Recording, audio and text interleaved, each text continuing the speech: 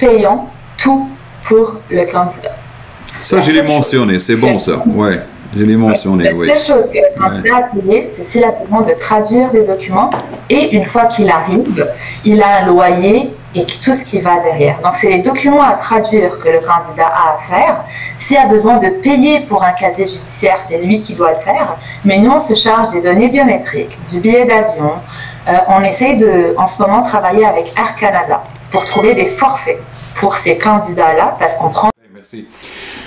رجع الموضوع عقود العمل لي زوفر دومبلوا بون انا كنترجمها بالعربيه هما مجانيين بدون اي مصاريف من المكتب ديالكم مكتب التوظيف التشغيل المعتمد المرخص له بكندا انهم مجانيين وكاين في هذه الحالات كيعطيو حتى البي دافيون تذكره الطائره بالنسبه للدول العربيين كيسمعوني بعض الحالات مجانيه واش هاد الامور صحيحه؟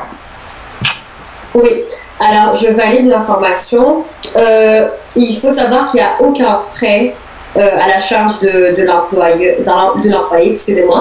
La seule chose qui serait à sa charge, c'est vraiment si on demande des traductions, il y a des traductions, il y a des photocopies légalisées pour le balade dialogue. Des procédures liées, des documents dans le cadre de n'importe quel visa, n'importe quel domaine, des documents, et ça c'est quelque chose que tu dois être en mesure de fournir. Les traductions aussi, il y a à savoir que les documents comme le l'oral français ou le l'oral indonésiens, il y a même les deux langues officielles du Canada, et le français c'est la langue officielle du Québec. Donc oui, je confirme que dans des cas, dépendamment de l'employeur, Kenny va offrir la possibilité de payer le billet pour l'employé et dans d'autres cas, non. Donc ça dépend et ça c'est quelque chose bien sûr. Donc mardi, je trouve une surprise, c'est l'elmonas, le tel et tel employeur, غادي يقبل هذه ولا ما يقبلش. واحد قال لك اللي عنده عمل مقابلة مع مشغل وهذا المشغل ما عجبوش هذا المترشح. واش ممكن المكتب يعمل ليه مقابله مع مرشح اخر بنفس الملف؟ D'accord. Alors ce qu'il faut savoir c'est que ماشي حيت واحد المشغل ما قبلكش ان la procédure c'est fini. Ça veut pas dire que c'est fini pour toi. Ça veut dire qu'on peut avoir des rencontres avec différents employeurs même si on ne plaît pas au premier employeur. Les employeurs sont différents, chacun a ses besoins, chacun cherche un profil qui est différent, donc ça ne veut pas dire que c'est la fin. Ça, c'est quelque chose qu'on dit en entrevue. Donc, on dit à la personne que c'est pas parce qu'on ne vous a pas choisi pour ce poste en particulier qu'on ne vous choisira pas pour un autre poste. إذا باش نجاوب باختصار على السؤال نو نقدروا أننا بنفس الدوسي ديالك بنفس الملف أننا نقدروا نقدموك لواحد المشغل يقدر أنه ما يقبلكش هذاك المشغل ولكن يقدر مشغل واحد آخر يقبلك لأن شاف فيك des conditions qui répondent. Canada et la chaîne YouTube aussi. Donc j'ai vu sur les commentaires qu'il y a des personnes qui ont trouvé ça un peu étonnant. Ce qu'il faut savoir, c'est que quand on rentre dans un cadre d'immigration temporaire, donc ça rentre dans un cadre de CV international. Dans un CV international, il faut mettre la photo. On exige aussi de mettre la situation de la personne. Est-ce que la personne est célibataire? Est-ce qu'elle est mariée? Est-ce qu'elle a des enfants? Et c'est oui, combien d'enfants? Des fois, on peut même aller jusqu'à demander l'âge des enfants. Parce que comme on a expliqué dans les autres épisodes, on a la possibilité de pouvoir ramener la famille. Donc, c'est important pour l'employeur québécois de pouvoir savoir si la personne a une famille ou pas. Ce n'est pas des éléments qui sont discriminatoires, c'est uniquement parce que une fois que l'employeur va avoir le CV de la personne devant lui, c'est le seul critère. مازال ما هضرناش مع الشخص donc مازال ما كنعرفوش الشخص خاصنا نشوفوا السي في ديالو ما هو ما غاديش يجوجيك على حسب الصورة ديالك. Donc c'est pas un élément discriminatoire comme j'ai dit, mais باش حتى حنا au niveau du recrutement إلا دوزت شي واحد dans l'entrevue وشفت الصورة ديالو في السي في ديالو نقدر أنني منين نجي نهضر معاه في الكاميرا نقدر نقول بأن نفاليدي بأن نفس la personne. Parce que comme on a expliqué, il y a dans des cas où est-ce que une personne va se présenter avec un CV sans photo et là c'est quelqu'un d'autre qui va se présenter à l'entrevue et là quand on exige les documents pour l'immigration on s'avère que c'est une autre personne complètement différente.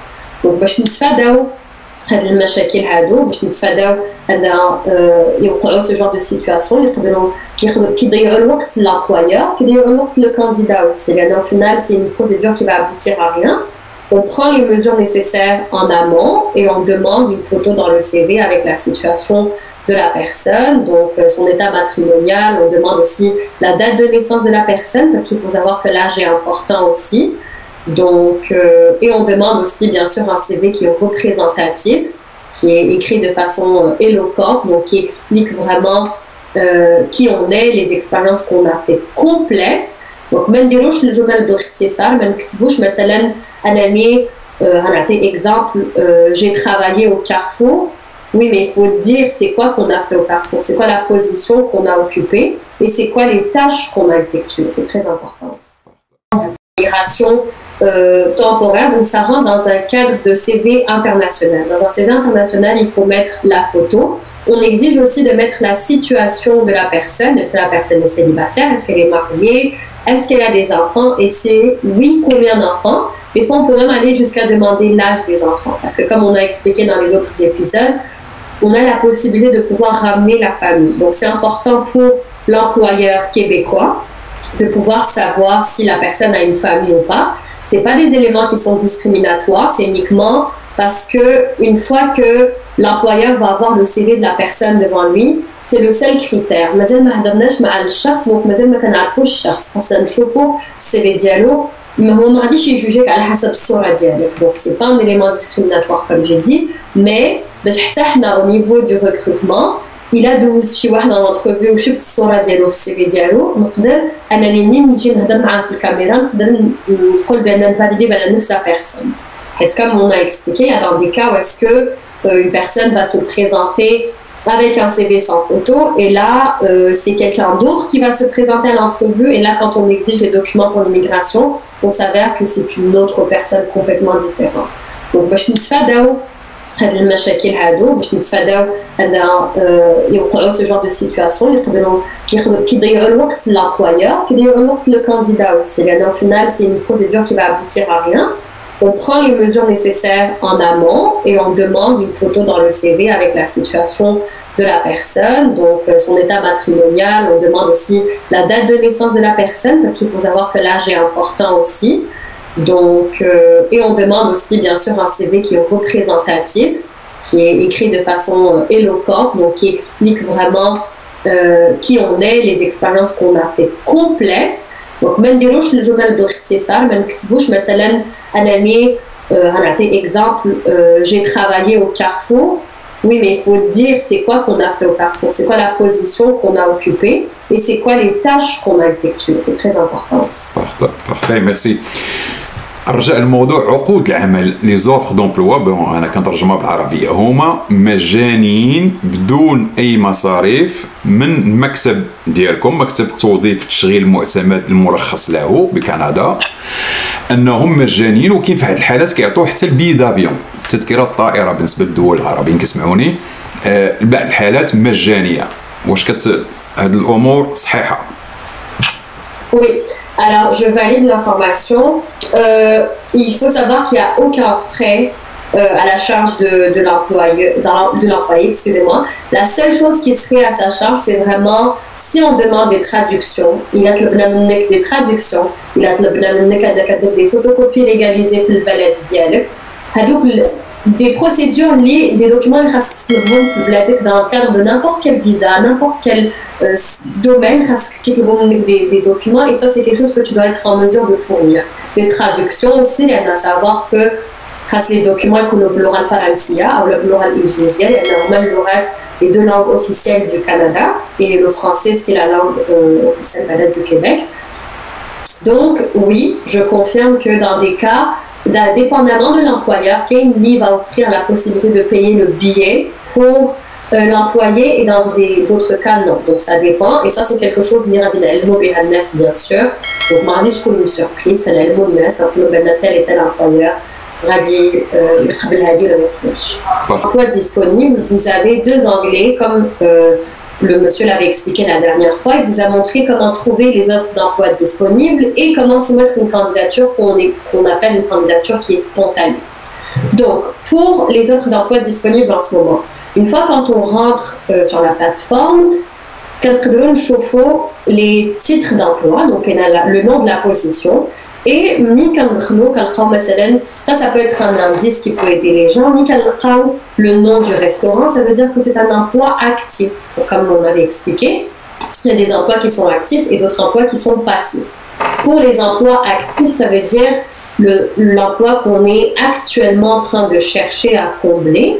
Et les emplois passifs, ça veut dire des emplois qu'on va éventuellement avoir besoin de personnes et de candidats chez postuler au bureau, mais pour l'instant, ce n'est pas des contrats qu'on est en train de travailler. Donc, activement, ما كنقلبوش على الناس بالنسبه لهذاك l'emploi, mais on reçoit les candidatures. Donc, on a les غادي نحتاجوا un employé pour telle ou telle position.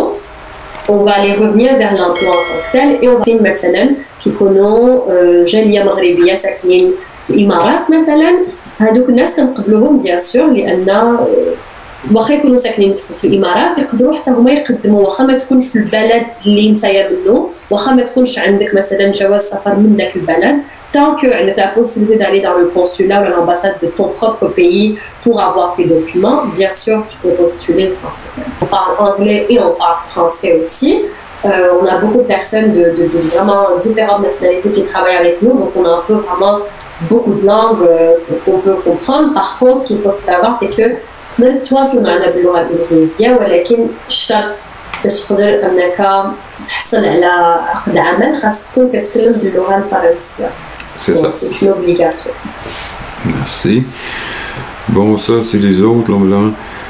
On a mentionné une chose, le niveau scolaire, parce que moi, j'ai mentionné en expliquant comme quoi ça prend minimum secondaire 5, quelques métiers secondaire 3, je crois. Est-ce que vous pouvez valider ça pour les pays nord-africains et d'autres? Parce que secondaire... Le Maghreb, c'est une figure de cas que je connais. Quand le bon en secondaire 5, donc ça serait l'équivalent ديال الباك في المغرب مثلا الواحد يكون عنده دبلوم باك. Maintenant, c'est pas important d'être un diplôme bac technique. Ça peut être un bac, par exemple, de ceux que je connais, il y a des bacs scientifiques, il y a des bacs en économie, il n'y a aucun problème. Tant qu'il y a un diplôme d'études secondaires pour quelques emplois. Il y a d'autres emplois aussi, parce que quand ça s'est demandé un secondaire 3, donc c'est écrit sur la description de poste qu'on cherche un secondaire 3.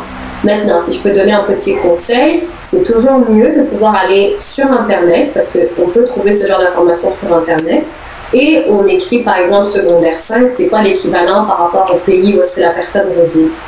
Et comme ça, on peut avoir une idée, elle a exactement le niveau de l'équivalence. Ok. Le gouvernement canadien donne ce genre d'informations. Et pour ce qui est des tests de français, donc si les personnes ont fait leurs études en français, c'est sûr qu'on ne va pas le demander. Si les personnes ont fait leurs études dans une langue étrangère, ça se peut qu'un test de français soit demandé, mais encore une fois, c'est quelque chose qu'on va informer le candidat donc avant d'entamer les procédures d'immigration, on informe si on a besoin du test ou pas le cas échéant. Parfait.